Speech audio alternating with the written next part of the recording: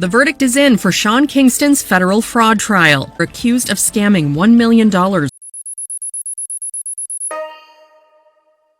Keshawn Paul Anderson, aka Sean Kingston, born February 3, 1990. When Sean Kingston hit the airwaves in 2007 with Beautiful Girls, it felt like a cultural moment. His breezy blend of reggae, pop, and hip-hop was an instant hit, riding the wave of summer anthems and catapulting him into stardom at just 17 years old. The song went #1 in over 20 countries, dominated US airwaves, and set the stage for a career that seemed destined for longevity. Kingston represented a fresh sound that drew on his Jamaican roots while fitting perfectly into the evolving landscape of the early 2000s pop music. His self-titled debut album went platinum, and by the time Take You There and Me Love followed, it looked like Kingston was on an unstoppable trajectory. But success, especially when it comes so young, can be a double-edged sword. Kingston's meteoric rise masked deeper cracks in his foundation, cracks that would eventually lead to a career defined as much by lawsuits and controversy as by his initial success. His follow-up projects struggled to maintain the momentum, with his sophomore album Tomorrow in 2009 failing to meet expectations despite decent chart performances.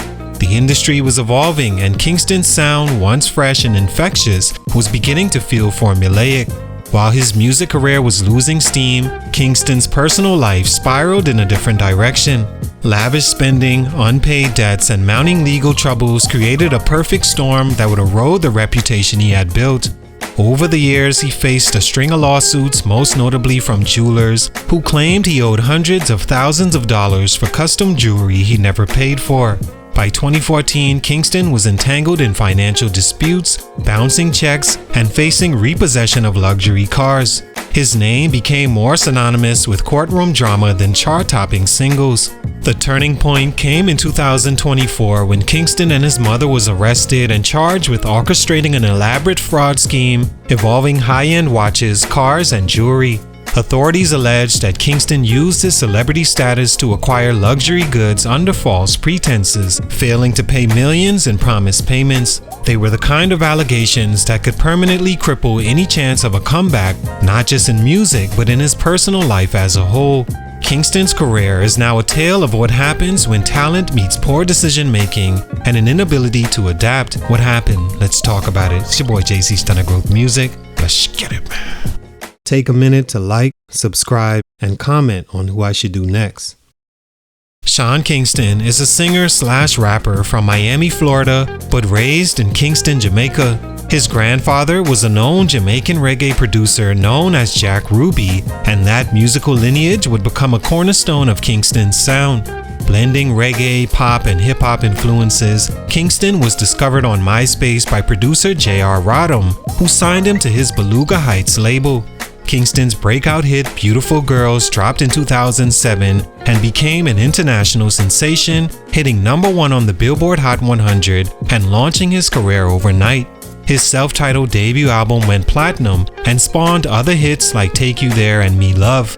Kingston quickly became a staple in the late 2000s pop scene, and by 2009, his name was synonymous with catchy summer anthems.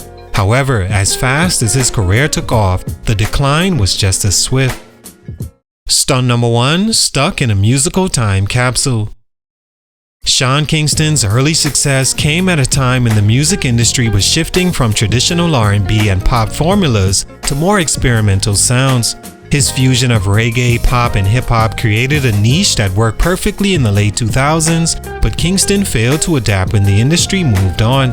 His debut album, Sean Kingston, in 2007 was a cultural phenomenon, but by the time he released Tomorrow in 2009, the music landscape had already begun evolving. Listeners were gravitating toward more polished, trap-infused beats and artists who could blend genres. Kingston, however, remained committed to the same Sunny Island-infused sound that made him famous, hoping lightning would strike again. It didn't. Tomorrow produced Fire Burning, which had moderate success, but the album lacked the staying power of his debut. Critics noted that Kingston's sophomore effort felt too familiar and predictable, and by the time he attempted a comeback with Back to Life in 2013, the music world had largely moved on. The album, despite featuring collaborations with T.I., Wale, and Chris Brown, felt out of place in an industry dominated by artists like Drake, who had mastered the art of blending rap, R&B, and Caribbean influences in innovative ways. Kingston's unwillingness or inability to reinvent himself was his first major growth stunt. His peers were evolving with the times, tapping into new sounds and embracing the streaming era that was reshaping the industry. Meanwhile, Kingston's attempt to revive his career felt like echoes of an era long gone, unable to resonate with an audience that had outgrown the sound that once made him a star. His music started to feel dated, and in a world where relevance is everything, Kingston's inability to keep up left him stuck in the past. Stunt number 2, financial mismanagement and legal troubles. While Sean Kingston's music career was losing momentum, his personal life was unraveling even faster. As his hit-making ability diminished, Kingston's lavish lifestyle continued. He flaunted expensive jewelry, drove luxury cars, and lived the life of a superstar long after his hits stopped coming. But behind the scenes, Kingston's finances were spiraling out of control. His habit of living beyond his means led to mounting debts, unpaid bills, and legal troubles that would soon overshadow his career. The first signs of trouble emerged in 2014 when Kingston was sued by multiple jewelers for failing to pay for high-end custom jewelry. Reports surfaced that he had issued bad checks and reneged on payments amounting to hundreds of thousands of dollars.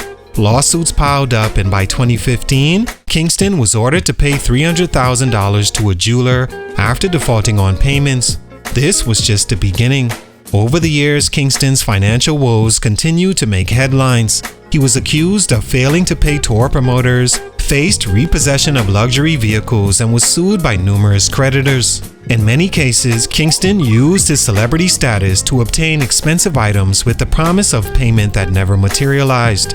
His financial mismanagement wasn't just a matter of poor money management, it became a pattern of fraudulent behavior that damaged his reputation and left him entangled in endless legal disputes. By 2024, Kingston's legal troubles reached a boiling point when he and his mother were charged with orchestrating an elaborate fraud scheme involving luxury goods, watches, and cars. Authorities alleged that Kingston used his fame to secure high-end merchandise under false pretenses, only to default on payments. These allegations weren't just a hit to his finances, they shattered his reputation in the music industry. The consequences of these actions have pushed Kingston further away from any potential music comeback. Stunt number 3, failure to stay relevant in a changing industry. In an era where reinvention is key to longevity, Sean Kingston struggled to stay relevant.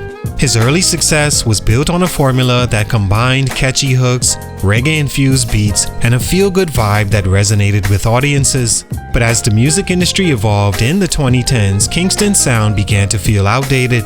Artists who thrived during the same era adapted to the changing landscape by embracing new genres, experimenting with different styles, and leveraging social media to stay connected to their audiences. Kingston, however, remained creatively stagnant.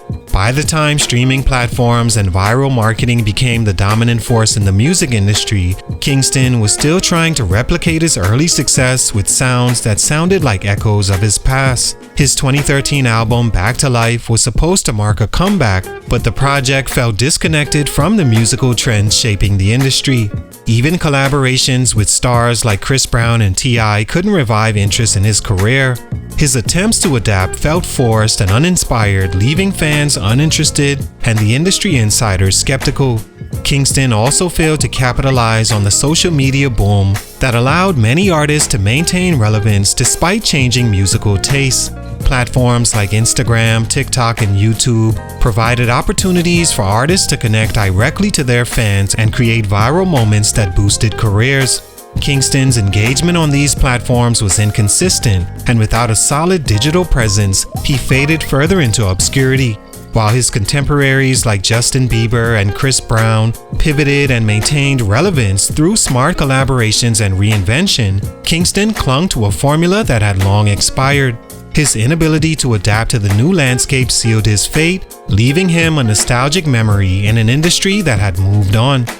All in all, Sean Kingston's career, once defined by chart-topping hits and a signature sound that blended reggae, pop, and hip-hop, his inability to adapt musically left him behind in an ever-changing industry, while his lavish lifestyle and financial mismanagement led to mounting debts and lawsuits.